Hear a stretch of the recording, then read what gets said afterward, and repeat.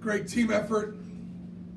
44 off the bench to out-rebound Alabama is significant because they fly around. You know, obviously, Shackelford and Quinterly are special players and extremely talented and handful.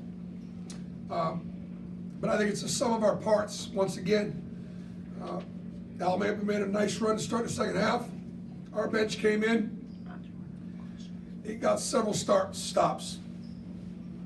Thought the zone was good and was effective change there in the second half.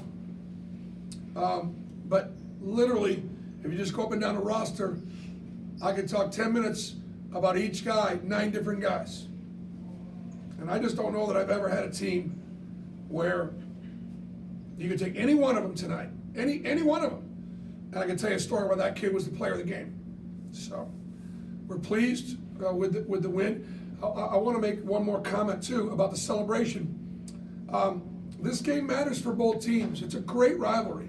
I have got tremendous respect for Nate and his program, and this game matters. It matters to our fans, but I think because there's so much respect between the players and the coaches, I told our guys, I said, if Alabama came in and beat us tonight, and they did whatever that crane thing is that we do, we started doing, I said, I wouldn't be upset by that.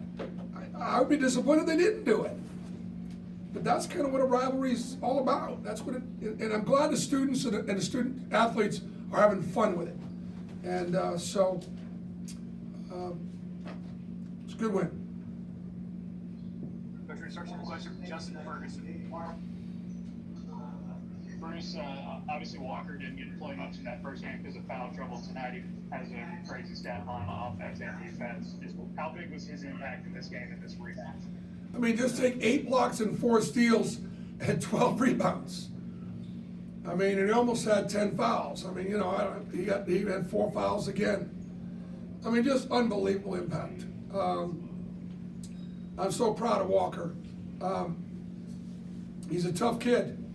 And you know, he was just grateful last year. You know, when we were up in Alabama, and Dylan Cardwell played so well when he got in foul trouble. But again, that's what our team is obviously all about. So, but you know, tonight he blocked 8, he changed 8. I mean, he was a major factor, you know, at the rim. Caroline Grace. Hey Coach, so not only was this a win, it was a dominant win, and if this game does matter, like you said, can you just speak on how this is going to affect recruiting, especially within the state of Alabama? Well, I'll tell you right now, and I don't mind saying this, I've never been able to beat Alabama recruiting in Alabama, and I give them all the credit. I mean, there are so many of those guys, you know, that are on that roster that are Alabama kids that we recruited, and you know, it's tough to beat them in state. So, you know, Alabama's a great school and it's got a great athletic program, you know, top to bottom. So, I get it. But there are several great basketball programs in the state of Alabama. Alabama's one of them, and we're one of them. And UAB's having a great year. There are some other, you know, teams that have been competitive. So, anyways, it means so much because of the respect we have for how good they are. And they just bounced Baylor. They've beaten Gonzaga.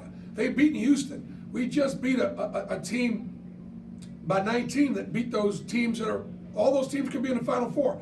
In fact, they beat 3 teams that were last year's Final Four, so it's a good win. Caleb Jones. Coach, you guys didn't only get to the line, you guys were also making free throw shots, making 31. Can you talk about how important that is to your game plan, and even Carter Sobro getting in on the action there with the 100 on? Well, I mean, obviously getting there's important. Look, the game was very physical, and both teams were fouling too much, and so that was I think that was a factor, and how we go. Look, Alabama gets to the rim, they drive it hard, and we got some guys that got to the rim too pretty hard tonight, and but the guys that went there, obviously Jabari and KD. and Al, and then your point guards, Wendell. So it was, it helps your offensive efficiency when you're making your free throws. Bennett Durando. Bruce, you talked the other day about how good Alabama is at shooting two-pointers. You guys held them to 11 two-pointers in this game. Is this as well as you've seen your guys defend inside the arc? I was somewhat disappointed with the fact that they were able to get through our defense a little bit too easily, but they're hard to stay in front of. But everybody worries about Alabama's three ball. I worry more about them getting to the rim. And I think that's where they beat you. But they're going to make. I mean, look, they've got some great guards, and those guys made big shots. Castillo's next. Coach, you mentioned 44 points off the bench. This is a team that goes pretty much 11, 12 deep. What is it like when you have guys like Wendell Green, who were struggling for a little bit, goes off for 23 off the bench, and we talked to them earlier, Walker, they have so much confidence in those guys now. What's it like having a bench like that, pretty much a second starting five, when they come off the bench? Yeah, we've always prided ourselves with our culture of our program, and that culture being,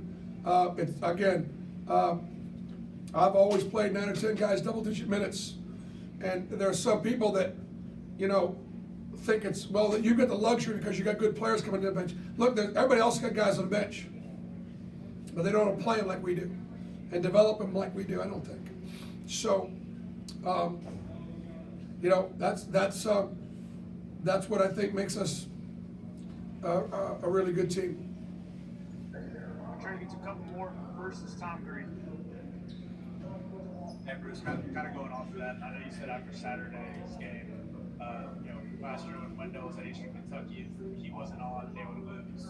But for him to bounce back and just kind of for you to have that luxury of him off the bench, how much of a luxury is that for you guys to kind of just have Yeah, to go to? and I know, thank you. I know you kind of followed up the last question because I lost my train of thought a little bit, but because I didn't really recall that Wendell, didn't have a great game against Oklahoma, but I guess he didn't.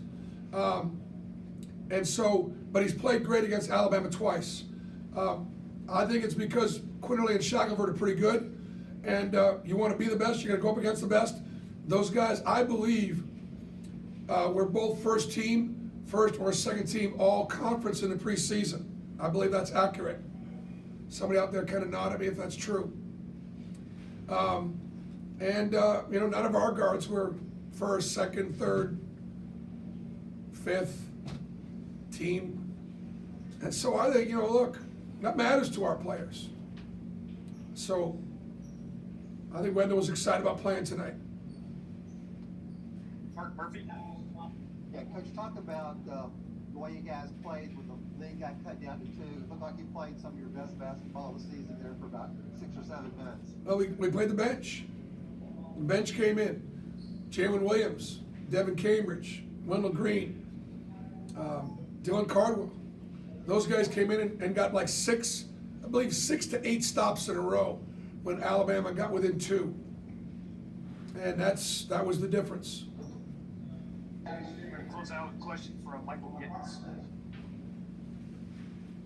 Coach, this was an Alabama team that shot 60% from the field versus Baylor. You guys were able to hold them to 35% tonight.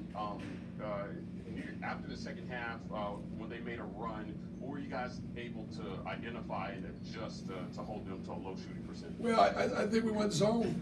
We couldn't keep them in front, and we were fouling them. We had 3 fouls in the first minute of the second half. That's not a great way to start the half. So we went to the zone, and the zone slowed him down, put him on the perimeter a little bit, and kept Walker and Dylan at the rim. So that was, I think, the difference. And the bench. Thanks, Coach. Coach, we appreciate it. Thank you, guys. Talking a little trash on the field? Yeah, we get it. Trashing the state with litter? That's terrible. Keep it clean. Keep Alabama beautiful.